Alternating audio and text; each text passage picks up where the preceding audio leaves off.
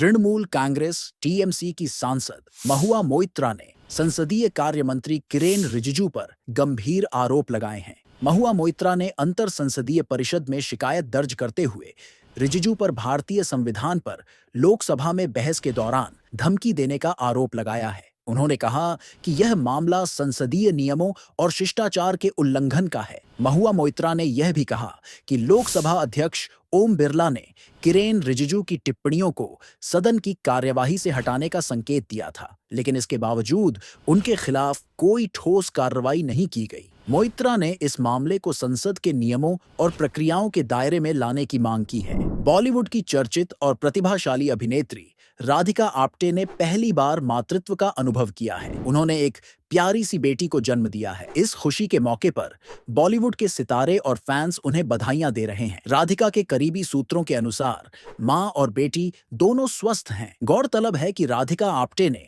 साल 2012 में British music composer Benedict Taylor से शादी की थी। उनकी शादी को 12 साल हो चुके हैं और अब उन्होंने अपने जीवन में इस नई खुशी का स्वागत किया है। राधिका ने अपनी निजी जिंदगी को हमेशा से ही मीडिया की चकाचौंध से दूर रखा है, लेकिन इस खबर ने उनके प्रशंसकों को बेहद खुश कर दिया है। राधिका आप्टे अपनी अदाकारी और बोल्ड किरदारों के लिए जानी जाती है। उन्होंने बॉलीवुड के साथ साथ अंतर्राष्ट्रीय स्तर पर भी अपने अभिनय का लोहा मनवाया है। साउथ सिनेमा के सुपरस्टार अल्लू अर्जुन, जो अपनी फिल्म पुष्पा 2 को लेकर चर्चा में है, को तेलंगाना हाईकोर्ट ने अंतरिम जमानत प्रदान की है। यह जमानत फिल्म की स्क्रीनिंग के दौरान हुई भगदड़ में एक महिला की मौत के मामले में दी गई। हाईकोर्ट का यह फैसला अल्लू अर्जुन के प्रशंसकों और सिनेमा जगत के लिए बड़ी राहत की खबर लेकर आया है। इससे पहले स्थानीय कोर्ट ने अल्लू अर्जुन को 14 दिनों की न्यायिक हिरासत में भेजा था। घटना के बाद अभिनेता को गिरफ्तार किया गया था। रिपोर्ट्स के मुताबिक अल्लू अर्जुन ने घटना के तुरंत बाद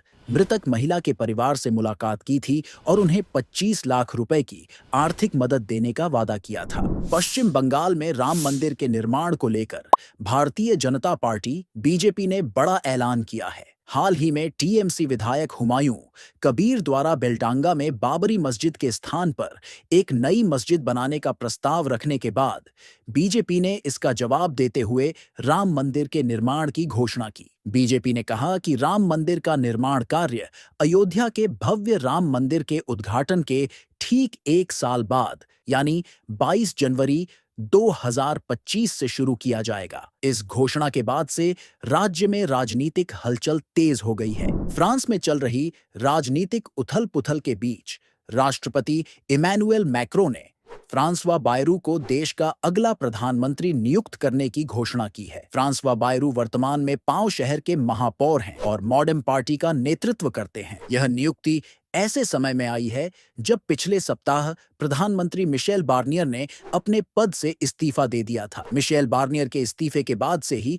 नए प्रधानमंत्री को लेकर अटकलें लगाई जा रही थीं। राष्ट्रपति मैक्रों ने बायरू को स्थिरता और अनुभव का प्रतीक बताते हुए कहा कि उनकी यह नियुक्ति देश में राजनीतिक संतुलन बनाए रखने में सहायक होगी। दक्षिण कोरिया में राजनीतिक उथल-पुथल के बीच राष्ट्रपति यून सुक योग के खिलाफ महाभियोग प्रस्ताव पारित कर दिया गया है। नेशनल असेंबली में गुप्त मतदान के दौरान महाभियोग के पक्ष में 204 वोट पड़े, जिससे राष्ट्रपति यून को मार्शल लॉ लागू करने के विवाद के लिए दोषी ठहराया गया। इस फैसले के बाद उन्हें पद से निलंबित कर दिया गया है। यह मामला तब उभरा जब राष्ट्रपति यून पर आरोप लगाया गया कि उन्होंने राष्ट्रीय सुरक्षा और लोकतंत्र को खतरे में डालते हुए देश में मार्शल लॉ लागू करने की सिफारिश की थी। महाभियोग के बाद प्रधानमंत्री हान डक-सू को अंतरिम राष्ट्रपति नियुक्त किया गया है। पाकिस्तान क्रिकेट टीम के तेज गेंदबाज मोहम्मद आमिर ने एक बार फिर अंतर्राष्ट्रीय क्रिकेट से संन्यास लेने की घोषणा कर दी है।